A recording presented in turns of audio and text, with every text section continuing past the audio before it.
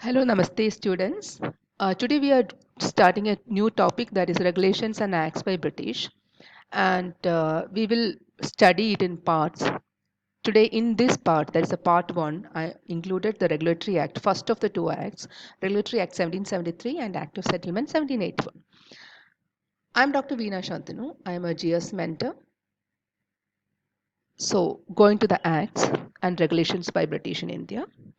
Uh, I must say, for the easy classification, we can classify the acts and regulations by British India into two.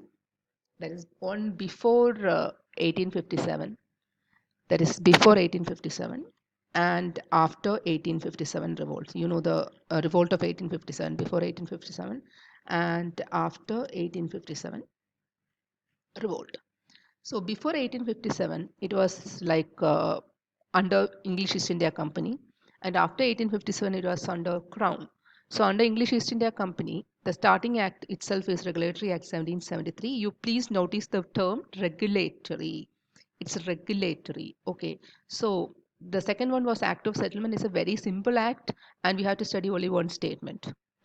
Next one comes the Pitt's India Act 1784, then Charter Act of 1793, and Charter Act 1813, Charter Act 1833, and Charter Act 1853. Under the Crown also, there is almost 7 acts that, like Mindomoli reforms and Mondego Chelmsford reforms, all comes under this under Crown Acts. So for the easy classification, we must say before 1857 revolt and after 1857 revolt.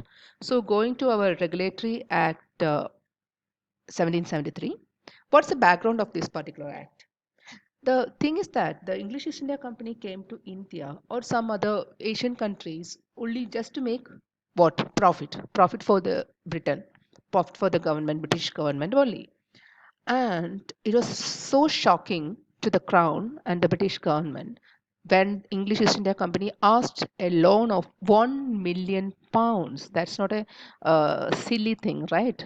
£1 million was asked by the British East India Company to the British government in 1782. So that was really a weird thing because they were here to bring revenue to the British government. Here they are asking for revenue, asking for money from the British government. So then everyone started. That is one of the reason where everyone started doubting the intentions of the company, whether there are so many allegations that the English East India Company is not doing a completely corrupt free things in the Asian countries or particularly in India. They are corrupted. So definitely allegation of corruptions and nepotism against company officials was already there. And next reason is there was a famine in Bengal, terrible famine in Bengal, where huge population perished. And this English East India Company can't afford doing anything good for the Indian people. And also they end up in bankruptcy kind of thing. That's why they asked for this £1 million from the British government. Next thing is the dual form of administration by Robert Clive. Dual form of administration by Robert Clive. Robert Clive was the governor of Bengal, and actually this dual form of administration is a short note for you.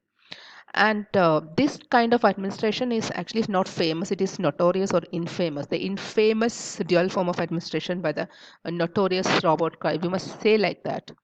And it was a complex thing. And the British government was getting lots of complaint regarding this type of administration. And the defeat of company, English East India Company, in the first Anglo-Mysore War. The first Anglo-Mysore was in 1766 to 1769, and there was 4 Anglo-Mysore wars. First war was with Hyder Ali, father of Tipu Sultan, and Hyder Ali was a ferocious warrior, and he easily defeated the English East India Company soldiers. So this defeat also brought huge amount of revenue loss for the English East India Company. So there was surely a checking, right? Checking for this English East India Company from the British government side. And this act was one of the reason to check the policies of British English East India Company in India. So the background I think you got it. One first thing is the bankruptcy tendency of English East India Company and allegations of corruption and nepotism against company officials, terrible famine in Bengal and the defeat of company in First Anglo-Mysore War, and dual form of administration instituted by Robert Clive. So let's, even though this is not the part of this regulatory at 1773, because we don't have to go in detail, but I am giving you this extra point. What was this dual system in Bengal? I will give it a quick shot. According to this system, the company had Diwani rights obtained after the Battle of Buxar in Bengal. Look, you have to understand there is the term itself, the word itself is dual system of government in Bengal. Dual means two, right? So what was these two things? This will be easy for you. Dual system in Bengal by Lord Clive or Lord Robert Clive means two systems of government in Bengal, or two powers of government in Bengal, two rights enjoyed by the authorities in Bengal. This is the meaning. The basic core meaning is that two systems, two powers, two rights enjoyed by the government. That is, the company had the Diwani rights after the Battle of Buxar in Bengal. Company was enjoying the first right, right? And the next is Nawab. Nawab had the Nizamat rights, that is judicial and policing rights from the Mughal emperor. These two rights, and both of them were together making fool of the people. So as far as people is concerned, they are seeing there are two governments who are governing them. One is the company who have got the Diwani rights. The other one is the Nawab who has got the Nizamat rights from the Mughal emperor. So this is the meaning of dual system of Bengals, and I will read it out. According to this system, the company had Diwani rights obtained after the Battle of Buxar. You know when was the Battle of Buxar? 1764. Battle of Plassey, 1757. In Bengal, and Nawab had Nizamat rights, judicial and policing rights as secured from the Mughal emperor. In reality, this is the important point, both powers were vested with the company. But the farmers and the general population suffered as their improvement was neglected and the company was only concerned with maximizing revenue. This is a reason why this system became infamous or notorious. Okay. Then coming back to our irregularity at 1773, the objectives were obviously, because so many allegations are there, so many bad things are happening from the company's side. So definitely, what will be the objective? To control the territories of English East India Company, majorly in Bengal. Then this act was passed to the misgovernance by English East India Company that introduced a situation of bankruptcy, and the government had to interfere with the affairs of company. So in effect, you people have to understand one thing is that what British government is expecting from all the colonies is revenue, revenue, and revenue. Only revenue. So if something happens to them, they want this incoming revenue, not outflowing of the revenue, right? So something happens to that pattern, then definitely they will interfere. And this act was one of that kind.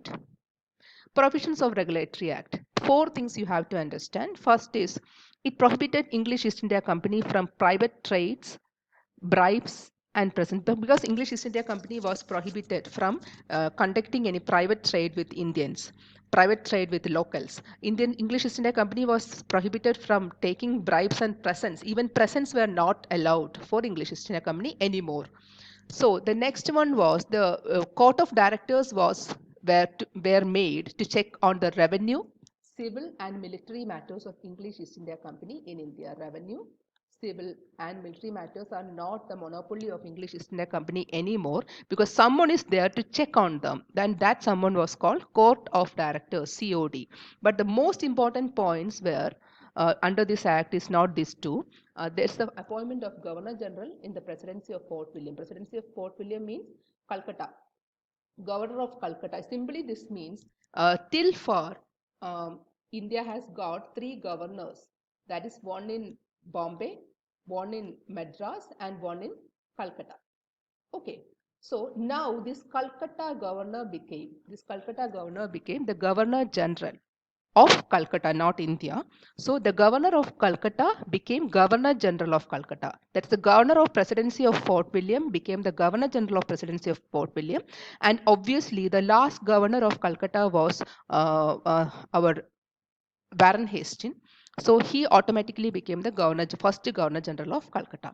The last provision, the important provision of the act was a Supreme Court was established at Calcutta. in 1774 under this act, and the first Chief Justice was Sir Elijah Impey. Sir Elijah Impey was the first Chief Justice. Okay, so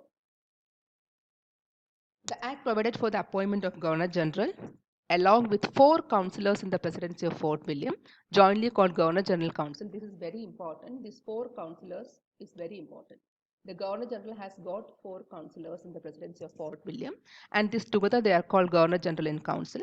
And the first Governor General of Calcutta was Warren Hastings. He was the last governor of Bengal too. The governors in council at Madras and Bombay, I already told you there was 3 presidency, Madras, Bombay and Calcutta. And the governors in councils at Madras and Bombay were brought under the control of Bengal, especially in matters of foreign policy. Because now they could not wage war against Indian states without Bengal's approval. So this Bengal became the supreme head. The Governor General of Bengal became the supreme head. The importance of regulatory act. What is the importance? Because this is not exactly a pure act. This is only a regulation. So that means the act did not take over power completely.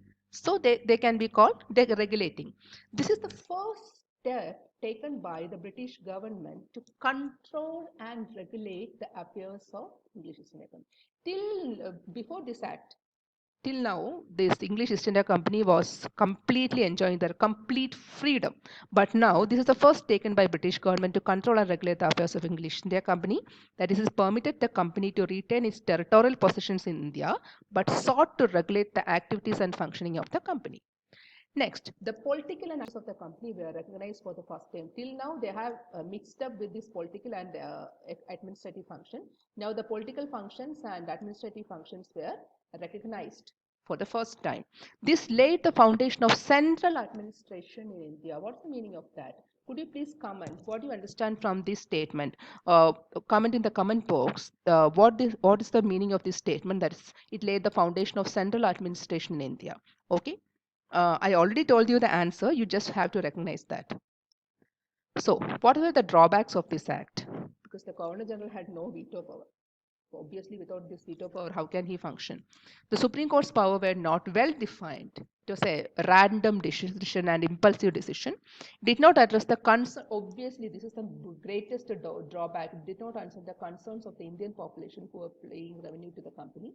It did not stop corruption among the company officials. Definitely, how can it stop? Because this act was not perfect. Then, next comes the Act of Settlement 1781. This is a simple act. This was just passed by the British Parliament to rectify the defects of 1773 Act. So we already know that 1773 Act has got so many defects. And Act of Settlement was an act which was passed by the British Parliament to rectify the defects of 1773 Act. It's a simple statement for this act. So hope you have hope you understand what is this Regulatory Act 1773 and Act of Settlement 1781. Just comment your questions, comment your opinions in the comment box. And thank you for watching. Stay safe and study hard.